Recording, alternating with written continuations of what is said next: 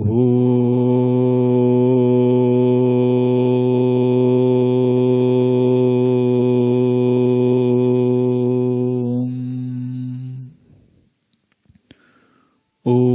सहना भवतु सहनौ भुनक्तु सह वीर्यं करवावहै तेजस्विनावधीतमस्तु मा विद्विषावहै।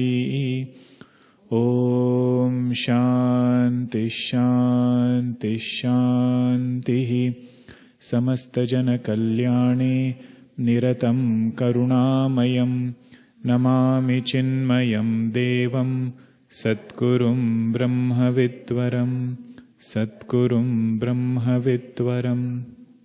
श्रीहरिं परमानन्दम् उपदेष्टारमीश्वरं व्यापकं सर्वलोकानां कारणं तं नमाम्यहम्। 12th until 16th verse. कोऽहं कथमिदं जातं को वै कर्तास्य विद्यते उपादानं किमस्तीह विचारः सोऽयमीदृशः। नाहं भूतगणो देहः नाहं चाक्षगणस्तथा एतद्विलक्षणः कश्चित् विचारः सोऽयमीदृशः। अज्ञानप्रभवं सर्वं ज्ञानेन प्रविलीयते संकल्पो विविधः कर्ता विचारः सोऽयमीदृशः। एतयोर्यदुपादानम् एकं सूक्ष्मं सदव्ययम् यथैव मृद्घटादीनां विचारः सोऽयमीदृशः। अहमेकोऽपि सूक्ष्मश्च ज्ञाता साक्षी सदव्ययः तदहं नात्र सन्देहः विचारः सोऽयमीदृशः। Bhagwan Shankaracharya ji is giving us a framework to think about Vedanta. Whenever there are points mentioned in question-answer format, it becomes easy for us to follow what they are discussing. Even in Bhagavad Gita, in between Arjuna asks some questions. So that answer is a precise explanation of what is Arjuna wanting to know. Here also Shankaracharya gives 4 questions. And entire Aparokshanubhuti is an elaboration of these 4 questions. So if you are able to digest these 4 questions and answers well, then Aparokshanubhuti will be a breeze. In fact, these 4 questions are the fundamental questions of entire Vedanta. Even if you look at Bhagavad Gita, you will notice Bhagavan Krishna has answered these 4 questions in Bhagavad Gita. Of course, more elaboration is there of other sadhanas, how to live our day-to-day life. But the purpose of discussing those topics is such that our mind is available to us. Our mind doesn't get caught up in samsara. And we are able to do this vichara. That is the main reason why other topics are discussed. Now let us just see question answer. Very precise question and precise answer. What was question number 1? Kaha aham. Kaha aham. What was the answer? Naham bhutaganaha dehaha nacha akshaganas tatha. I am not the body, I am not subtle body also. I am not gross body, I am not subtle body. This is where I should arrive after inquiring into who am I. Etad vilakshana kaschit.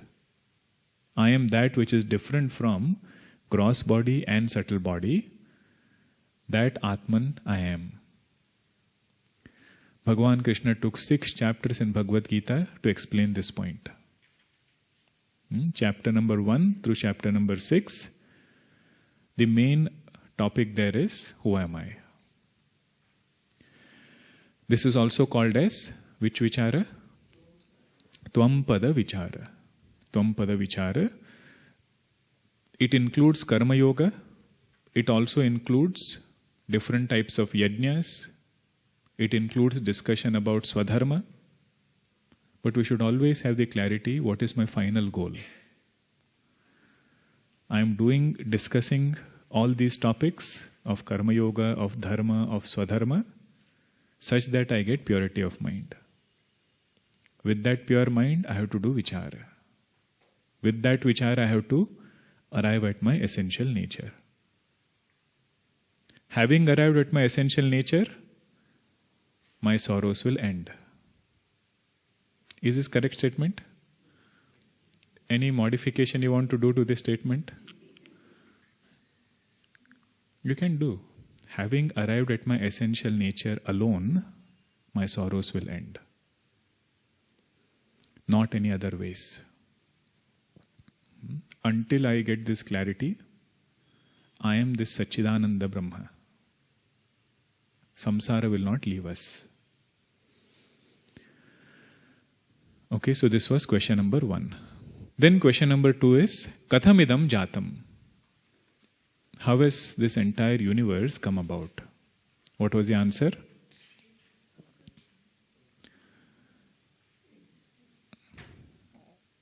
Ajnana Prabhavam Sarvam. Ajnana Prabhavam. All this has come about due to ignorance. Don't give too much reality to this world and then start to find out the cause, find out several other things. First, let us appreciate that this world has come about due to ignorance. I don't know I am Brahman. That ignorance is powerful enough to project this world. Ajnana Prabhavam Sarvam. And it will go away only with knowledge. Jnanena praviliyate. This is the second question, where Tat Pada Vichara has begun. Tat Pada Vichara. Third one is Asya Karta Kaha. Who is the creator of this world? Who is the Nimitta Karanam of this world? Sentient cause. Creator means sentient cause. What was the answer? Sankalpaha Vividaha Karta. The Sankalpas are the cause for this world. They have brought about this variety.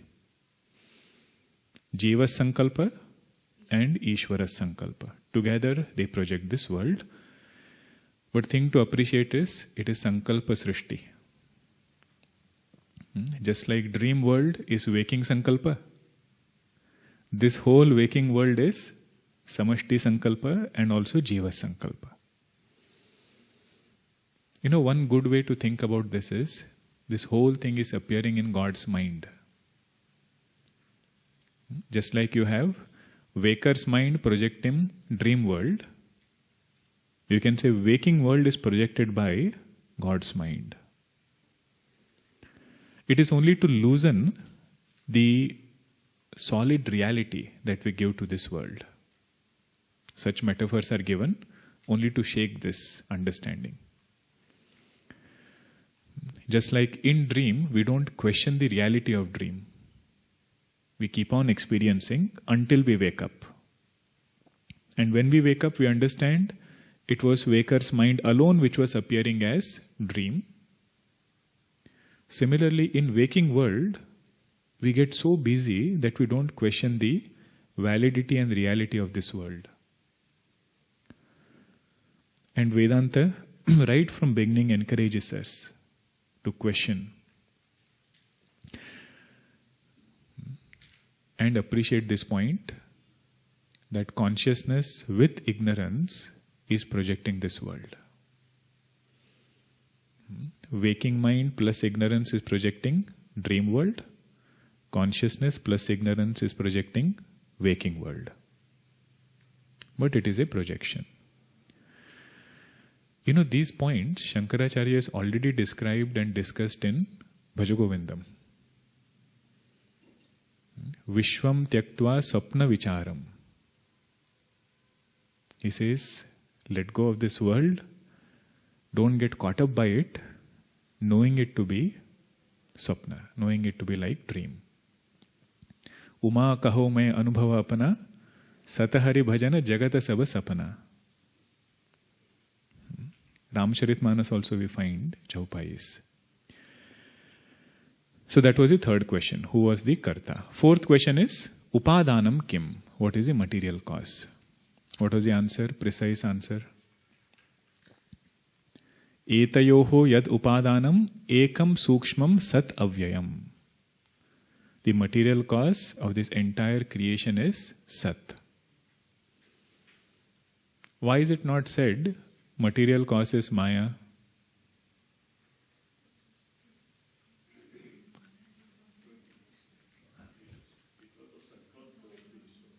Sankalpa of Ishvara.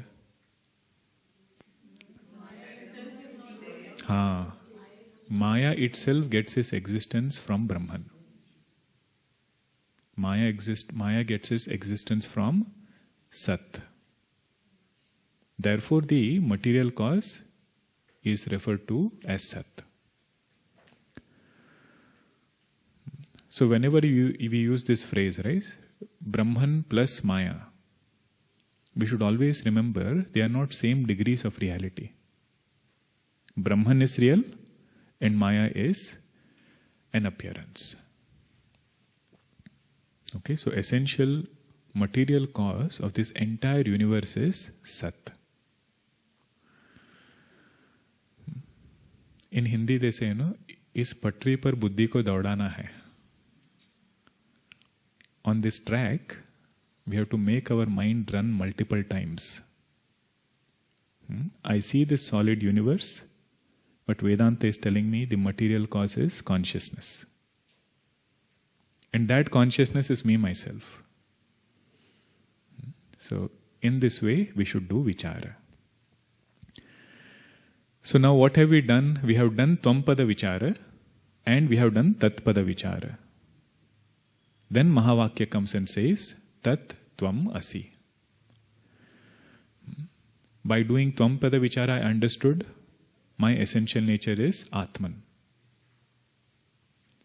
I am not body, mind and ego. I am Atman. By doing Tatpada vichara, I understood the substratum, the material cause of this entire universe is Satchidananda Brahma. Then Mahavakya says, this Atma is Brahma. This Atma is Brahma. So if I have to understand Mahavakya, I should be able to distance consciousness from conditioning. That is the secret of Mahavakya. Now here you can discuss this point. Who is a Jiva? This point had come earlier, right? I had mentioned it as an example. Sometimes you have confusion about this term. Who is a Jiva? When we say Jiva, Jiva equals Atman plus individual conditionings.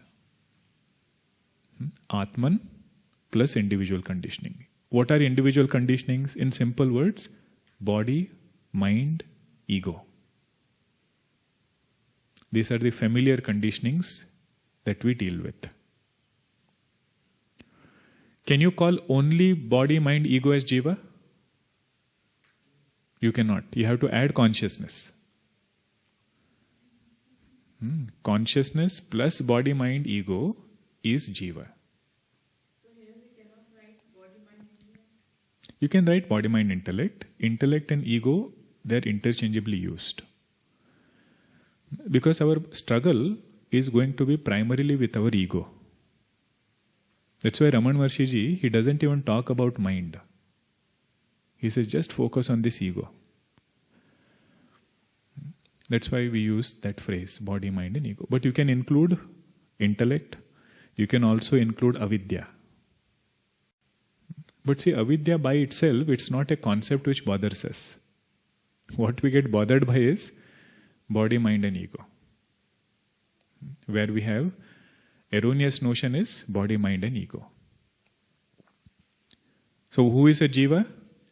Consciousness identified with body, mind and ego. Now when we say Ishvara, who is Ishvara? Vedantic definition. Brahman plus cosmic conditioning. What is cosmic conditioning? That is Maya. Cosmic conditioning of Maya. Here the example was given of, here Maya was presented as Ajnana and Sankalpa. Ajnanam and Sankalpa, those are the indicators of Maya.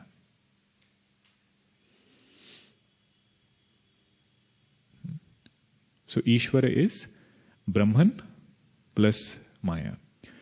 Can you call only Maya as Ishvara? You cannot. And only Brahman can you call as Ishvara? Only when Brahman is endowed with the power of Maya, he gets the title of Ishvara. Okay? So Jiva equals Atma plus individual conditioning. Ishvara equals Brahman plus total conditioning. Now, somebody was asking me last time, why did we say we cannot use the example of wave and water?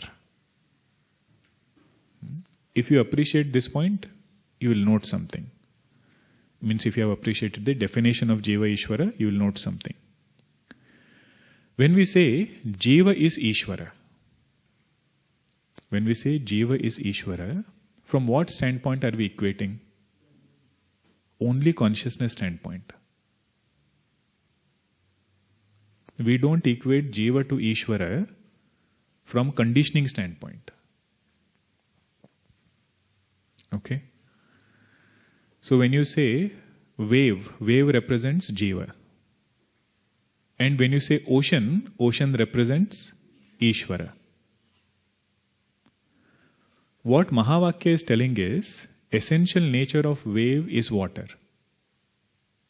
And essential nature of ocean is the same water. If wave is willing to drop its waveness, ocean says, I will drop my oceanness. That is oneness. All rhyming words. Huh? That is oneness which is Mahavakya. Are you all with me on this? Vedantic Mahavakya is not wave becoming ocean or wave merging in ocean. Vedantic Mahavakya is wave understanding I am water. Now you tell me, this Upadesha has to be given to whom? To wave or to ocean? To wave. Wave has to be told, you are not the wave, you are the water. Because problems are there with the wave, not the ocean. Similarly, between Jiva and Ishvara, teaching will be given to whom? Jiva. Teaching will be given to Jiva because Jiva is bound, Jiva has samsara. Okay, if this point is clear, I'll mention one more point. If you say wave has to meditate on water, wave has to meditate on ocean. Wave has to meditate on ocean, that I am part, ocean is whole. I have come from the ocean. Possible? Wave can meditate upon the ocean. We are not talking about wave meditating on water. Wave meditating on ocean. That is upasana. Whenever there is part-whole relationship, it is bhakti marga, it is upasana. It has its own beauty and glory. But we have to appreciate the difference between upasana and Mahavakya. So wave is the part and ocean is the whole. This is where drop and ocean example also is given. But we have to appreciate. Drop becoming one with ocean Drop saying, I want to become one with ocean. Is it jnanam or upasana? Upasana. Because drop is maintaining its dropness. And ocean is maintaining its oceanness. That is why it's saying, I want to become one. If drop understands my essential nature is water, does it need to become one? No, it will understand I'm already one. That is knowledge. This is how Mahavakya is presented to us. Holding on to conditionings of Jiva, I say I want to become one with Ishvara. That is bhakti.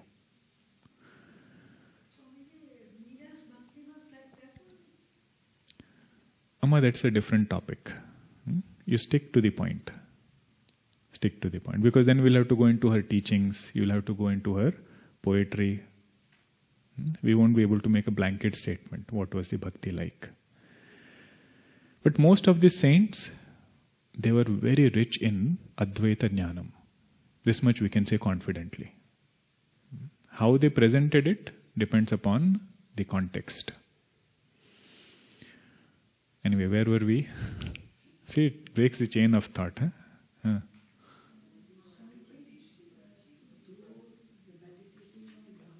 Yes.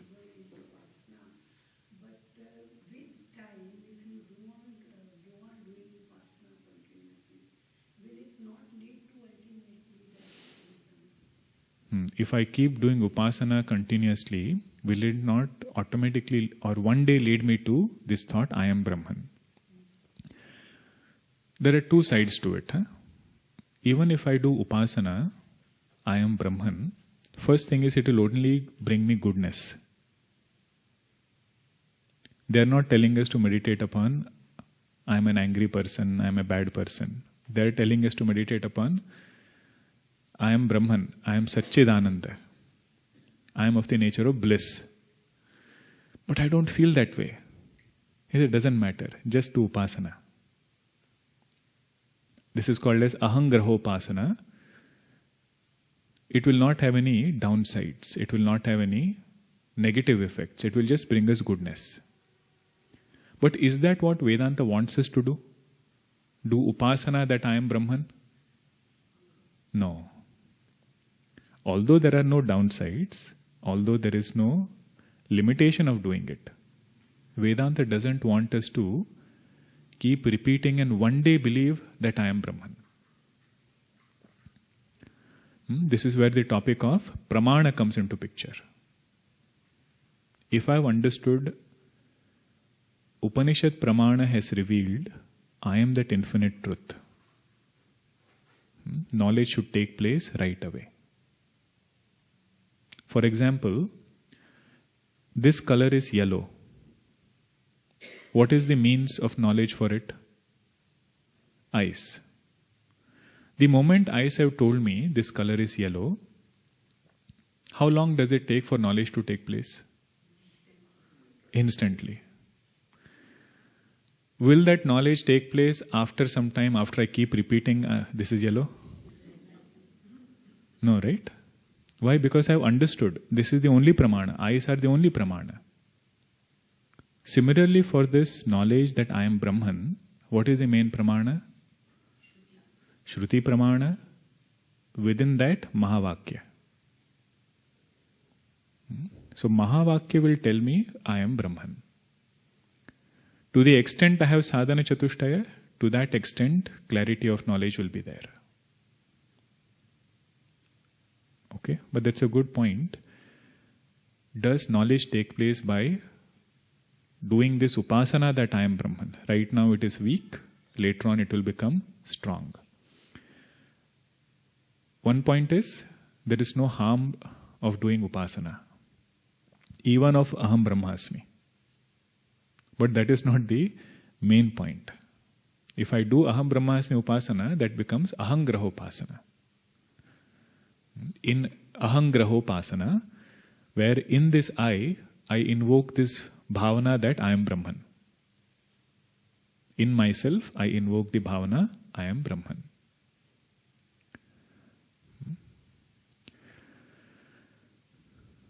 Okay. Now let us look at the 16th verse. This is a very nice verse for meditation.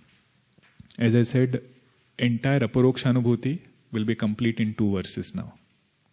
After that is all elaboration. Okay. Aham ekah sukshmascha jnata sakshi sadavyayah. This ekah, which is the substratum of this universe, that ekah I am. Aham api ekah. What I refer to as I is really speaking Jagat Adhishthanam. What I refer to as I is really speaking substratum of this universe. Aham api ekah. Now this word ekah has a very beautiful definition. What is ekah? Sajatiya, vijatiya, swagata, bheda rahita. You just note these 3 words. Sajatiya, vijatiya, swagata, bheda rahita. Eka means that which is devoid of these 3 differences. What are these 3 differences? Sajatiya bheda, vijatiya bheda, swagata bheda. Swagata. 3 bhedas are called these 3 names. What is Atma? It is Ekah. So these 3 bheda rahita. Without these 3 bheda. Rahita means without. Although this look like technical words, but we use them day in and day out.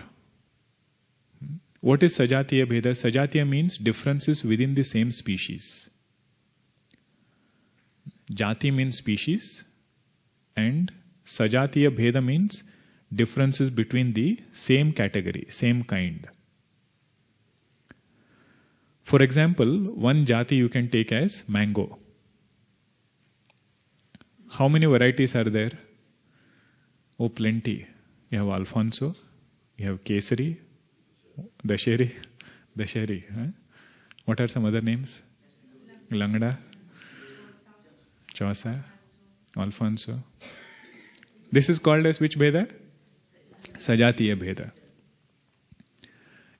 You might say, it is all mango, but is Alfonso same as Kesari? He says, no. Alfonso is Alfonso, king of mangoes. Okay, that is called as Sajatiya. No? Okay. It doesn't matter. Every part will have their own mango, which is the most delicious one. Between trees you will have variety. So tree is one jati, and within that you will have flowering trees, fruit trees, those trees which are used for the bark. So depending upon the usage, classification will be made. That is called as Sajatiya Bheda. Now when we say Atma, it is Sajatiya Bheda Rahita. What does it mean? There are no different types of Atma. There is no other Atma, other type of Atma. That is called as Sajatiya Bheda Rahita.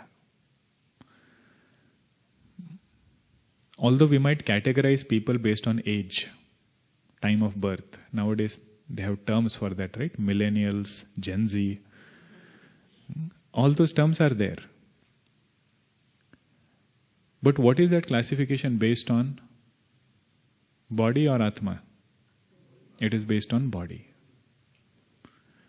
When you classify a person as young and old, it is all Sajatiya Bheda only. Between humans, we have come up with these classifications. Sajatiya Bheda Rahita means the Chaitanya expressing in a child and Chaitanya expressing in an elderly person is one and the same. So I have to meditate in this way. I am Sajatiya Bheda Rahita. Means I express in all beings with no distinction. So from my mind, the extent I can erase these boundaries of differences, to that extent we can be closer to our true self. See, these differences are needed for functional purposes. If you say Brahmana, Kshatriya, Vaishya, Shudra, now that is also one kind of variation, one kind of distinction between humans. Brahmacharya, Grahastha, Vanaprastha, Sannyasa. You need these categories for functional purposes. But if we get stuck and we say, this is our jati, Sannyasa jati, this is our jati, Grahastha jati, this is our group, Brahmacharya jati, that will become a bondage. Functional distinction should not become problematic distinction. Okay, this is Sajatiya Bheda. Next one is interesting. You will have a quiz question on this. Vijatiya Bheda Rahita. Vijatiya means between two different types across different species. That is called as Vijatiya Bheda. One example of Vijatiya Bheda is between human beings and trees. Human beings is one jati, tree is another jati. Between animals and stones. Animals is one jati, non-moving things are another jati, like a stone. So what is Atma? Atma is Vijatiya Bheda Rahita. What does that mean? There is nothing other than Atma which is independently existing. There is nothing other than Atma which is independently existing. Now, don't we say there are two categories? One is Atma, another is Anatma. Atma is permanent, Anatma is impermanent. In Viveka, this is what we saw, right? Atma is imperishable, Anatma is perishable. Why don't we call this as Vijatiya Bheda between Atma and Anatma?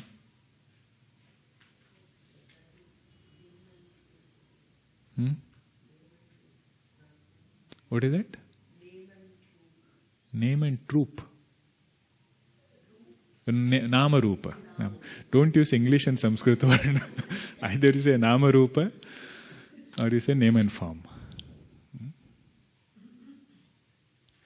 Why don't we say Atma, Anatma is Vijatiya Bheda?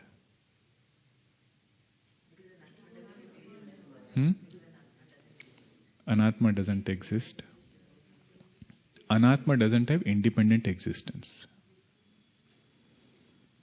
Again, this point we have to remember. When we say Atma, Anatma, Brahma, Maya, they are not same degrees of reality. Another reason is, to say jati, you need at least two things. So, Anatma, you might have a jati. But in Atma, you don't have jati. There is only one thing. There is only one Atma, so there is no jati of Atma. Therefore, Vijatiya Bheda Rahita. Third Bheda is Swagata Bheda. Swagata Bheda means differences between the same thing. Like there is one body, and between that you have different parts. Parts might be different from each other. Head is not the hand is not the feet, and so on. So head, hands, feet, they are all called as Swagata Bheda. If you take a tree, for example, what is the Swagata Bheda in tree? Branches, leaves, trunk, roots. That is Swagata Bheda. In Atma, there is no Swagata Bheda. What does it mean? There are no parts in Atma. Atma is partless. Atma is partless. That is why it is called as Swagata Bheda Rahita. So Sajatiya, Vijatiya, Swagata Bhedarahita equals what? Ekaha. That is the word we were saying. That Ekaha is called as Atma. These points are very helpful for meditation. Huh? When I sit down, this is how I have to meditate upon myself. If I say I am the body, there are so many parts. So I have to remind myself I am partless. I have to remind myself there is nothing else other than me, other than consciousness. These are meditation tips. Next word is Sukshmaha. Aham api ekaha Sukshma. Sukshma refers to Indriya Agocharaha. That which doesn't become an object of sense organs. Vedanta is wonderful. Huh? You need to search for something which is unseen. You need to search for something which is unseen. We have to search for that thing who is the seer. Gurudev used to give the example, the battery cannot see the torchlight. Battery cannot come out and say, I want to see that torchlight just for 1 second. Because it is the one who is enliving the light. Indriya Gochara. Then next word is Jnata. Jnata means it illumines the mind and the ego. The absolute knower is consciousness. See, I am knowing this color as yellow, I am knowing this color as red. Who is knowing this? Who is the immediate knower?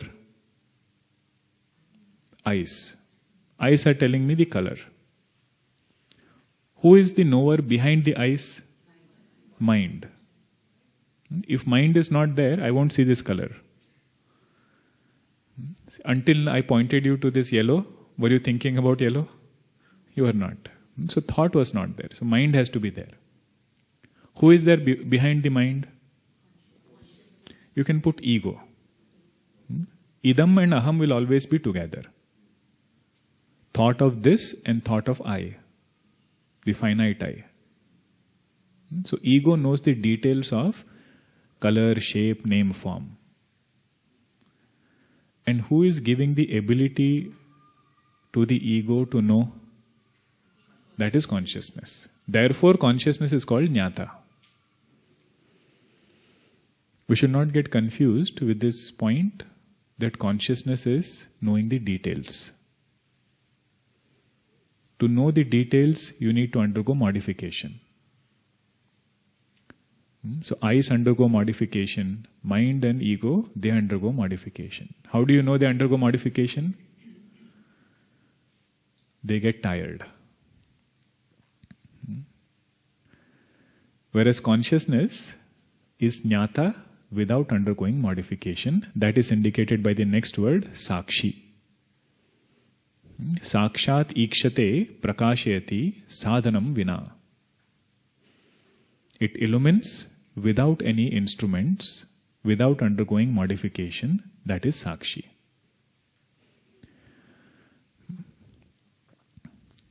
Next word is sat. Sat. Because this consciousness is ekaha, because it is jnata, because it is unmodifying sakshi, therefore it is sat. So the previous indicators are leading up to sat. You know what is the practical side of this? I don't exist, but I am existence. Means I am not a person who exists. Don't say I don't exist. You can say I am not a person who exists, but I am existence. I am Sat. Generally, what do we feel? I come and go in this world. After studying Vedanta, what should be our knowledge? Say that again. World comes and goes in me. I don't come and go in this world. World comes and goes in me. In that Sat, this world is projected, borrowing its existence. And the world gets dissolved in the same Sat. That Sat I am. If I feel I am coming and going in this world, what am I identifying with? Body and conditionings of Jiva. This is how we have to meditate. I am that Sat. One sadhana is not to have Hina Buddhi in ourselves. You know what is Hina Buddhi? You can translate it as low self-esteem. Vedanta is that which will work when we avoid both extremes. One should not have pride also. I am such and such person, such a great person. On the other side, we should not have low self-esteem also. How will that person who has Hina Buddhi, so low self-esteem, come to own up this point that world comes and goes in me? It will not allow us. That's why Vedanta and our traditional approach is, let us live a life of dharma. What does living life of dharma do? It removes the guilt. It removes low self-esteem. Dharmic person says, I might be imperfect, but I am perfect in God's eyes. मैं जैसा हूं, भगवान की दृष्टि में ठीक हूं. And whatever I have to work upon, I will work upon. I am not perfect. But that Hina Buddhi will not allow us to own up Vedanta. And Abhimana also will not allow us to own up Vedanta, because that ego will become very big. Okay? Next one is Avyayaha. Avyayaha means without modification. Apakshaya rahitaha. Tadaham natra sandehaha vichara soyam idrishaha. In these indicators of Brahman, these indicators of Atman, own this up without any doubt. Tad aham, this is who I am. In this, one should not have any doubts. Meaning what? One should inquire in this way. Having doubts in Vedanta is not considered as something wrong. But doubt should be well reflected upon. And doubt should be inquired into reverentially. We can ask a question to refute, or we can ask a question to understand. So we should ask to understand. He says those kind of doubts will only do us good. In fact, we can know that we are reflecting only when we get doubts. Especially in Vedanta. If you don't get any doubts, you should be concerned. Am I doing upasana or am I doing vichara? Because in upasana, it's only faith-based. You accept what is told, you do it. But in vichara, you have to churn the mind. The rod for churning the mind, the Vasuki Sarpa, for churning the mind is this question, prashna. Unless there is a question, the mind doesn't start churning. Okay. So once in a while we should have quizzes. Once in a while we should have some kind of prashnottari, where the mind thinks. Fortunately, we don't have to do it too much because Shankaracharya himself does it. Now, 17th through 21st verse is one topic. Shankaracharya says, let me point out one common mistake all of us commit. He says that is the mix-up between Atma and Anatma. So he's very compassionately pointing out what is the common error that we all commit. And for Shankaracharya, it's very surprising. He says, how can you do this mix-up? So last line will be the same. Kim ajnanatah param. Kim ajnanam atah param. What greater ignorance can be there than this? You know, while cooking, if somebody mixes up arhar ki dal and chane ki dal, both look similar, right? It's understandable. Tur dal and chana dal, if you mix up, it's okay. But if somebody mixes up rice and dal, you know, you ask that person to bring dal, he brings rice. What will you say? How did you do this mix-up? So Shankaracharya is pointing out now how nature of Atma is different and how nature of Anatma is different. He says, how come we have mixed it up?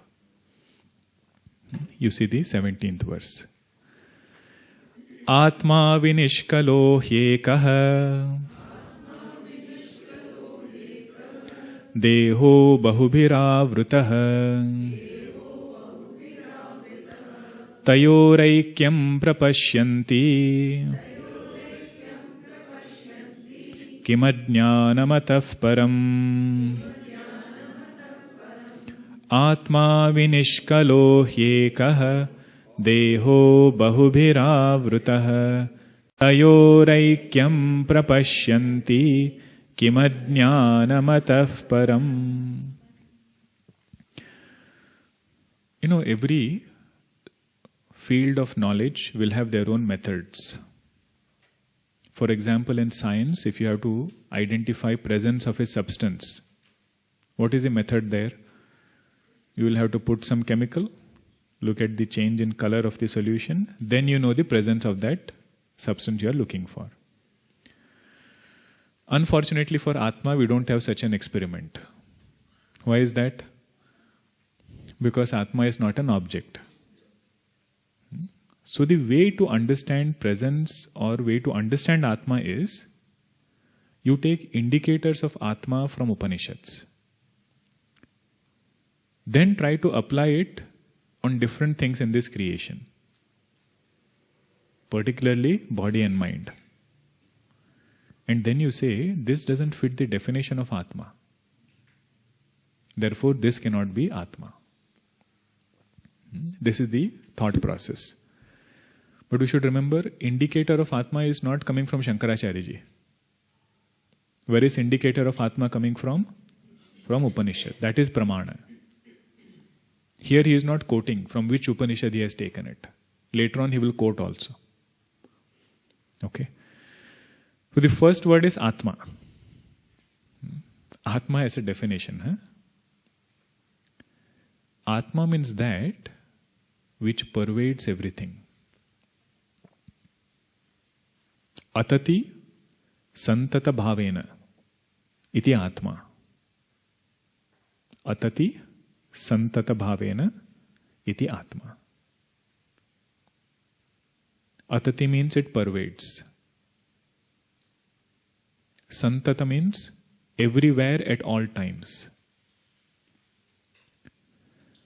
That which pervades everything at all times, that is Atma. So when we say it pervades, one framework we can use is Jagrat, Swapna, Sushupti. Waking, dream, and deep sleep. The waker comes and goes in waking state. Dreamer is different from the waker. So waker doesn't pervade the dream. And waker and dreamer both are absent in deep sleep. What is Atma? Atma is that which pervades waking, dream, and deep sleep. Avasthatraya, one who pervades, that is Atma. Now you see, the discussion is on the one who pervades the three. We are not as much keen on what are these three. Although if you understand these three, there are many sadhana pointers. Jagrat alone, the impressions of Jagrat comes in Swapna. So if you want to know the purity of mind, this is Swapna is a good indicator. It has brought the impressions of waking state. Have you all heard of Appaya Dikshitar? Margabandhu Stotram you have heard? The one who has composed Margabandhu Stotram is Appaya Dikshit. It is said he wanted to know the purity of his mind, so he takes bhang, some intoxicant. And he says, when I am in semi-conscious state, whatever comes out from my mouth, you write down. And what they wrote was Margabandhu Stotram. Imagine the purity of that saint who even in semi-conscious state is able to think of Lord. So these three avasthas, they have their own beauty of analyzing why they are present. But what are we interested in? Avastha or Atma? We should be focused on the self. Avastha. See, this is what we can learn from saints like Ramana Maharshi Ji. You give them whatever topic, finally they will come to Atma. If you go to Ramana Maharshi Ji and say, I want to understand Jagrat, Swapna, Sushupti, what will he say? Who is the one who wants to understand? That is the ego. Where is the ego rising and setting? That is the Atma. That is the self. So where are these three states appearing? In the self. He says, know the self and appreciate these three states just for sadhana purpose. That is Atma. Then next word is Vinishkalaha. Kala means parts.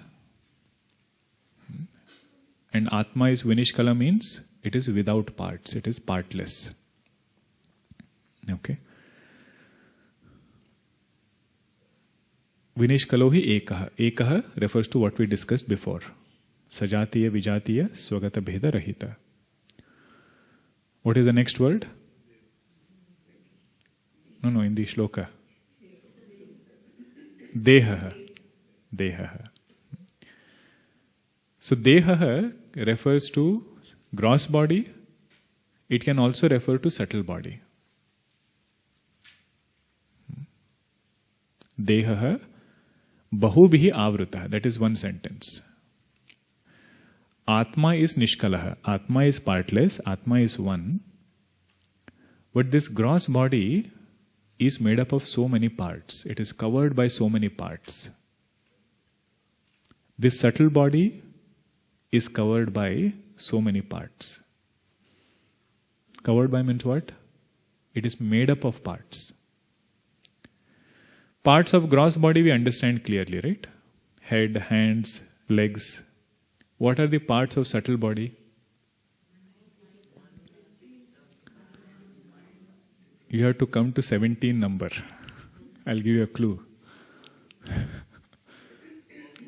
Together I think we can come to 17.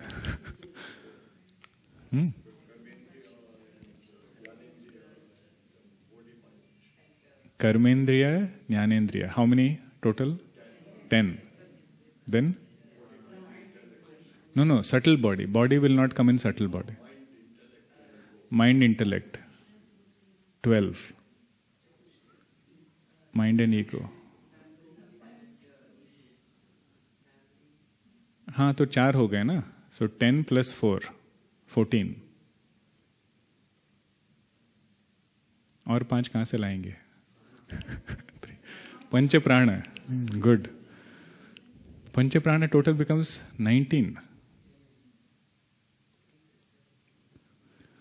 So generally they consider mind and intellect, mana buddhi.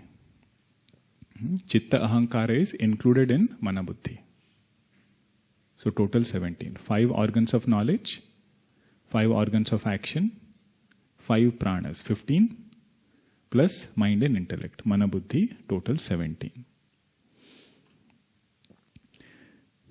These numbers are tricky, you know. Sometimes you feel it is very difficult to reach 17 and suddenly you reach 24. That is called as Jambavan problem. You know what is Jambavan problem? They say when the monkeys were wanting to jump the ocean, everybody started counting how much we can go. Jambuanji said, I can go, but my problem is if I jump, I'll reach Indonesia. My jump is so big, I can go all the way. That is called Jambuan problem. You start counting and suddenly you reach a number which is much bigger than what you wanted. So 17 is only these aspects. If you take Panchaprana, Panchajnanendriya, Karmendriya and Manabuddhi. Sukshma Sharira. That which moves from one body to another body. So what is definition of Atma? Atma is Nishkalaha. Partless. What is Sukshma Sharira made up of? 17 different parts.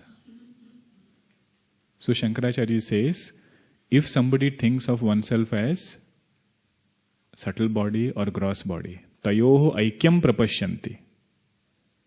Kim ajnanam atah param. What greater ignorance can be there? They are so clearly different, where Atma is Nishkalaha and subtle body is with so many kalas. Gross body is with so many kalas. How can we mix up both of them? You know, we generally don't say, I am the mind, I am the body. But if the abilities go up and down, we feel I am going up and down. For example, if somebody asks us a question, very simple question, and we are unable to answer it, how do we feel? We don't feel good. And particularly if my neighbor answers it. In Vedanta class, something is asked and everybody seems to answer it. I only don't know the answer. That feeling is called as identification with mind. If I am able to say, this mind sometimes knows it, there are so many things it will not know. I am free from that mind. Just like a machine, when it is working, it is well and good. And let's say someday that machine is not working. Will the operator feel bad? He will just say, machine is not working. So our machine also, if it doesn't work, we should not feel too bad. Means we should notice how in my everyday life, this identification with mind is causing bondage. If somebody praises us, how do we feel? Very nice. And if somebody criticizes us, critiques us, to that extent we feel elated while we are praised. To the same extent we'll feel dejected. So we have to appreciate whatever abilities are there. They belong to the mind, and mind is an instrument. I should use it gracefully, but not identify with it. That's why right from childhood we are said, if you accomplish something, give the credit to God. And as children we don't like it. I did everything, I won the debate competition. And our parents are telling us, give credit to God. What did Bhagwan do? He said, Bhagwan gave us the body, Bhagwan gave us the mind, Bhagwan gave the speech, and he enlivened all of it. When you think about it, you realize, what did I do?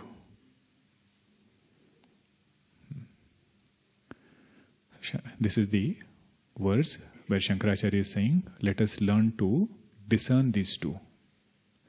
Sukshma Sharira, the kingpin in Sukshma Sharira is mind and ego. And Sthula Sharira, gross body. Other verses are also similar. The last line will keep repeating. How did we mix up both of this? What greater ignorance can be there than mixing up Atma and Anatma? Okay. Next week we won't have classes. We are having the Vanaprastha retreat in Kurukshetra. We'll continue the week after. Details will be given on the group. Okay. Om Purnamadah Purnamidam Purnat Purnamudachyate Purnasya Purnamadaya पूर्णमेवावशिष्यते। ओम शांति शांति शांति। हरिः ओम। श्री गुरुभ्यो नमः। हरिः ओम।